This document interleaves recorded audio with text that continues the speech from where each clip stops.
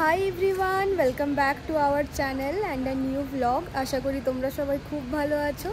আজ আমি এসেছি সালার জাং মিউজিয়ামে, যেটা হায়দ্রাবাদের একটা খুবই ফেমাস মিউজিয়াম। তো এখন বাজছে 12:30, এই মাত্র পৌঁছেছি। এবার লকারও ব্যাগ রাখা হয়ে গেছে, এবার ভেতরে ঢুকবো, তোমাদের সাথে শেয়ার করবো। চলো।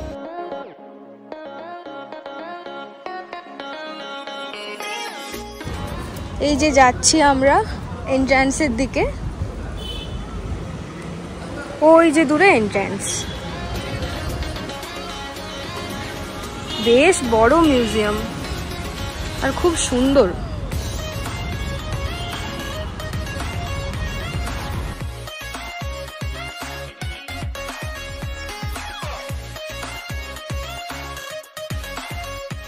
ঢুকে গেছি আমরা।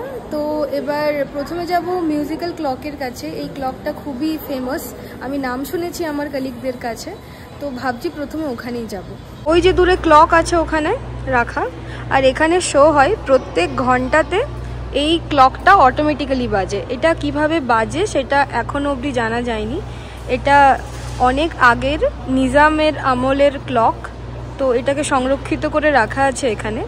আর 12টার সময় অ্যাকচুয়ালি খুব ভালোভাবে এখানে শোটা হয়, কিন্তু 1টার সময় হবে আমার মনে হয়। তো আমরা এখন এখানে বসে একটু ওয়েট করব যে ক্লকটা কখন বাজবে। তো এই যে একদম ঘড়ির কাছে এসে গেছি। খুবই সুন্দর দেখতে ঘড়িটা, আর ঘড়িটার ভেতরটা আমি যতটা পারছি জুম করছি। এই দেখো, এখানে যে লোকটা হ্যামার দিয়ে একটা কিছুতে মারছে, এটা সেকেন্ডকে বোঝায়। প্রত্যেক সেকেন্ডটা কাউন্ট হচ্ছে, এভাবে হ্যামার দিয়ে মারছে, একবার করে মারছে, এটা এক একটা সেকেন্ড কাউন্ট হচ্ছে। আর এখানে একটা দরজা আছে না, এই দরজা দিয়ে একটা লোক বেরোবে প্রত্যেক ঘন্টায়। এই দরজা দিয়ে একটা লোক বেরোবে, দিয়ে এই যে বেলটা আছে এই বেলটাকে বাজাবে, তখনই বোঝা যাবে যে আচ্ছা এটা 1 ঘন্টা হয়েছে। তো এত সুন্দরভাবে বানানো, এটা কী করে বানানো হয়েছে বা এর পেছনে কী সায়েন্টিফিক রিজন আছে সেগুলো এখনও কিছু জানা যায়নি। এই ঘড়িটাকে সংরক্ষিত করে রাখা আছে। এখন বাজে 1:10। আমাদের ঢুকতে একটু লেট হয়ে গেছিলো, না হলে 12টার শোটা আমরা দেখতে পেতাম। তো দেখি 1টার সময় বাজে কিনা। আসলে আমি ঠিক জানি না, আমাকে আমার কলিগরা বলেছিল যে এই ঘড়িটা খুবই ফেমাস, তো একবার দেখতে। 12টার সময় শো হয়ে গেছে, 1টার সময় হতে পারে। দেখতে তো বেশ সুন্দর লাগছে, কত পুরনো ঘড়িটা। 1টা বাজতে আর 10 মিনিট বাকি আছে, আর এখানে সবাই বসে গেছে শো দেখার জন্য। ফ্রন্টের দুটো রো এত তাড়াতাড়ি ভরে গেল, আমি তাই 3rd রোটা পেয়েছি। এখান থেকে জুম করে আমি দেখাবো কিভাবে আসবে লোকটা আর কিভাবে ঘন্টাটা বাজাবে।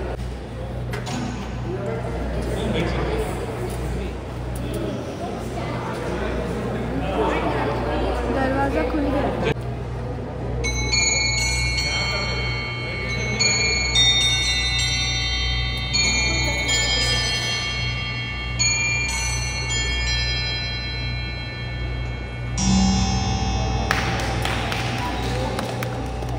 তো এই ম্যাজিক্যাল ক্লকটা দেখার পরে আমরা এসেছি গ্রিক সভ্যতা থেকে আনা কিছু মার্বেলের স্ট্যাচুর ঘরে। মনুমেন্টটাকে দেখে মনে হচ্ছে না পাতলা চাদর দিয়ে ঢাকা আছে। এই পাতলা চাদরটাও কিন্তু মার্বেলেরই তৈরি। সত্যি কত সুন্দর কারুকার্য।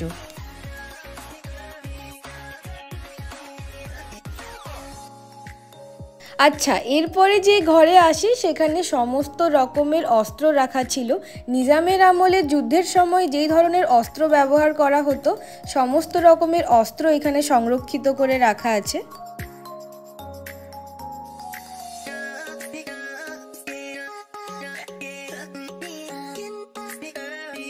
এই তরোয়ালগুলো দেখতে কিন্তু ছিল বেশ। তরোয়ালগুলোর ওপরে উর্দুতে কিছু লেখা ছিল, আর দেখে তো খুব ভারী ভারী লাগছিল।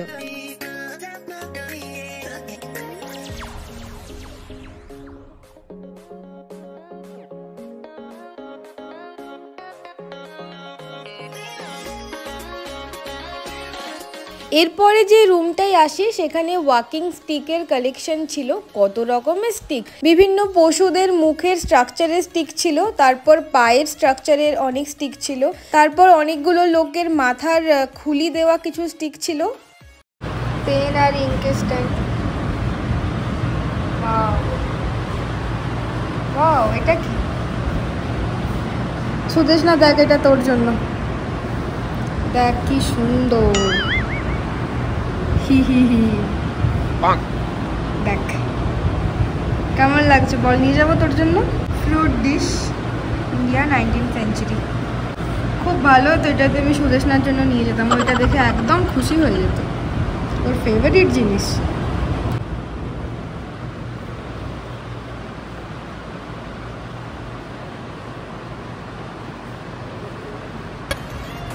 এরপর গ্রাউন্ড ফ্লোরেই আরও যেই সেকশনগুলো ছিল সেগুলো দেখতে থাকি। একটা কাপড়ের ঘরও ছিল, যেখানে সেই সময়ে রাজারা ঠিক কী রকমের কাপড় ইউজ করতো সেইগুলো ছিল, কিন্তু ওখানে কাপড়গুলো প্রচণ্ড ধুলো ময়লাতে ভর্তি ছিল, যেগুলো দেখতে আমার খুব একটা ভালো লাগেনি, তাই আমি সেরকম ভিডিও বানাইনি সেখানে। তো মিউজিয়ামের নিচেই একটু বাগান মতো ছিল, তো সেখানে একটু ঘুরে ঘুরে দেখছিলাম জায়গাটা কেমন। আচ্ছা, এরপরে আমরা আসি নিজামের আমলে রাখা কিছু আসবাবপত্রের ঘরে। এখানে অনেকগুলো আসবাবপত্র ছিল যেগুলো সেই সময়ে, যেমন এই বড় বড় পাখা, বিভিন্ন মন্দিরের এই রেপ্লিকাগুলো বানানো আছে এখানে, এগুলো দেখতে কি সুন্দর লাগছিল সত্যি। গরুরের এই মূর্তিটাও কি সুন্দর ছিল, আর কত বড় ছিল সাইজে। আর এই ঘরটাই ছিল বিভিন্ন মূর্তির ধ্বংসাবশেষ, অনেক রকমের মূর্তি ছিল এখানে যেগুলোকে সংস্কার করে আনা হয়েছে। প্রতিটা মূর্তি হয়তো সলিড ছিল না, কিছু কিছু ভেঙে গেছিল, কিন্তু দেখতে ছিল খুব সুন্দর। এগুলোকে সংরক্ষণ করে এনে এই ঘরটাতে রাখা হয়েছে।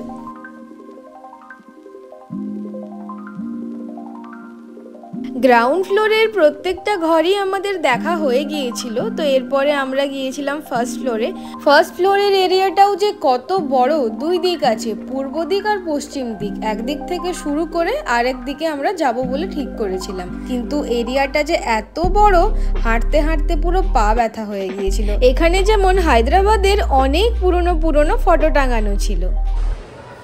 গোলকোন্ডা ফোর্ট।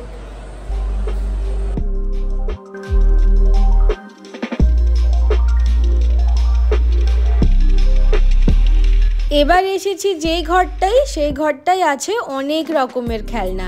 রাজাদের আমলে বাচ্চারা যেই ধরনের খেলনা ইউজ করতো, সমস্ত রকমের খেলনা এখানে সংরক্ষিত করে রাখা আছে। যেমন এই হাতিগুলো, পরপর একটা সাইজের হাতিগুলো এখানে সাজানো আছে, আর দেখতে কি কিউট লাগছিল সত্যি। আর সেই সময়ে বাড়ি সাজানোর জন্য যেই ধরনের ছোট ছোট পুতুল ব্যবহার করা হতো, সেই পুতুলগুলোও এখানে সংরক্ষিত করে রাখা আছে। কি সুন্দর দেখতে, কিউট কিউট স্টাফ সেইগুলো।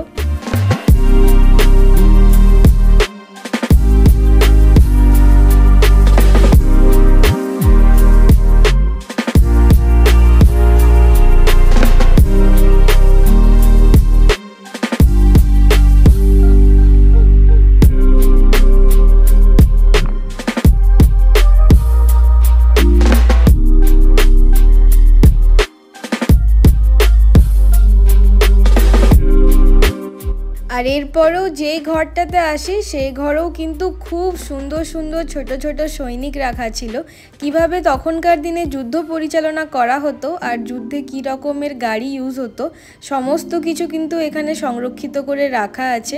এই ছোট ছোট গাড়িগুলো দেখতে এত সুন্দর লাগছিল, আর এগুলো কিন্তু সবই সেই সময়ের, আর এত পরিষ্কার পরিচ্ছন্ন করে রাখা আছে যে দেখেই কিন্তু মনটা ভালো হয়ে যাচ্ছিল। খুব সুন্দর ছিল এগুলো। আর এরপরে আসি আমার সব থেকে ফেভারিট সেকশনে, জাপানিজ টয়ের সেকশন ছিল এটা। কত সুন্দর সুন্দর জাপানিজ পুতুলগুলো কাঁচের বক্সের মধ্যে রাখা ছিল। মানে আমার এই জাপানিজ পুতুল আমার এত ভালো লাগে, এত ভালো লাগে, আমি তো ভিডিওতে আগেও বলেছি। আর এই পুতুলগুলো দেখতে সত্যি এত সুন্দর ছিল, মানে আমার বাড়ি নিয়ে আসতে ইচ্ছে করছিল, এত সুন্দর লাগছিল দেখতে। আমি সত্যি মানে এখন আমি যখন ভিডিওটা দেখছি না, মানে আমার এত ভালো লাগছে।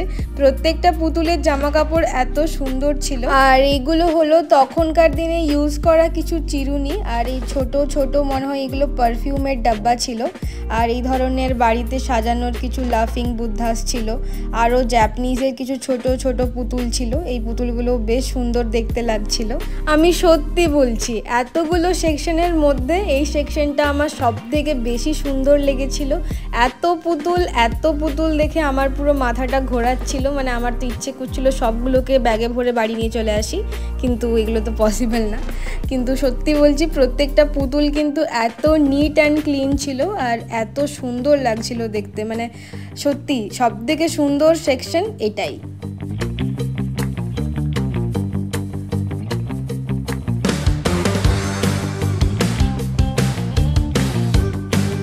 এর পরের সেকশনটাও ছিল বাড়ি সাজানোর জন্য ছোট ছোট শো পিসের সেকশন, বিভিন্ন রকমের ক্যাকটাস, তারপর ছোট ছোট চেয়ার টেবিল, তারপর এই রূপোর তৈরি বিভিন্ন ছোট ছোট জিনিসের অপশন ছিল এখানে, এটাও দেখতে কিন্তু খুব সুন্দর ছিল। এরপর দেখি এখানে একটা ছোট্ট টাউন মতো বানানো হয়েছে, সেই সময়ের একটা রেলওয়ে স্টেশনকে বানানোর চেষ্টা করা হয়েছে। কি সুন্দর দেখতে লাগছিল এটা, মানে কি সুন্দর ছোট ছোট ঘর বানানো হয়েছিল আর সেই সময়ের লোকেদের কিছু ফটো লাগানো আছে, তো এটা দেখতে কিন্তু একদম সুন্দর ছিল।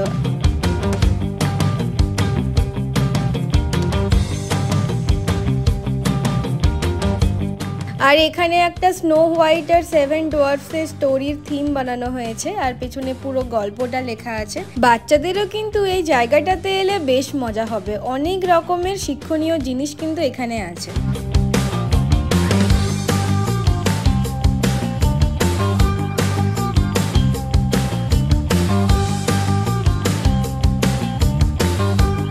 এরপরে আসি কয়েন রাখার ঘরে। মোগল আমলে যেই ধরনের কয়েন ইউজ হতো, তারপর চোল আর পাণ্ড্য বংশের রাজাদের আমলেও যেই ধরনের কয়েন ইউজ হতো, সেই রকমের কয়েন এখানে রাখা আছে। তো মিউজিয়াম থেকে বেরিয়ে গেছি, মিউজিয়ামের বাইরেই একটা খুব সুন্দর পার্ক মতন করা আছে, এখানে বসার জায়গাও আছে, কিন্তু আর বসতে ইচ্ছে করছে না কারণ অলরেডি 3টে বাজতেই গেল, এখনও কিছু খাওয়া হয়নি। মিউজিয়ামের ভেতরে ফুড কোর্ট ছিল কিন্তু সেখানে খাবারের অপশন সেরকম কিছুই থাকেনি, আর সিঙ্গারা ছিল, নাগেটস ছিল, যেগুলো দেখে একদমই খেতে ইচ্ছে করেনি দুপুরবেলায় গরমে। তো ভাবছি এখান থেকে বাড়ি চলে যাব, দিয়ে বাড়িতে গিয়ে একেবারে খাবো বা বাইরে কিছু একটা খেয়ে নেব। তো আজকের ব্লগটা এখানেই শেষ করছি। ভিডিওটা ভালো লাগলে প্লিজ লাইক করে দিও আর সাবস্ক্রাইব করতে একদম ভুলো না। তো আজ এতটুকুই, take care, bye bye, have a lovely day.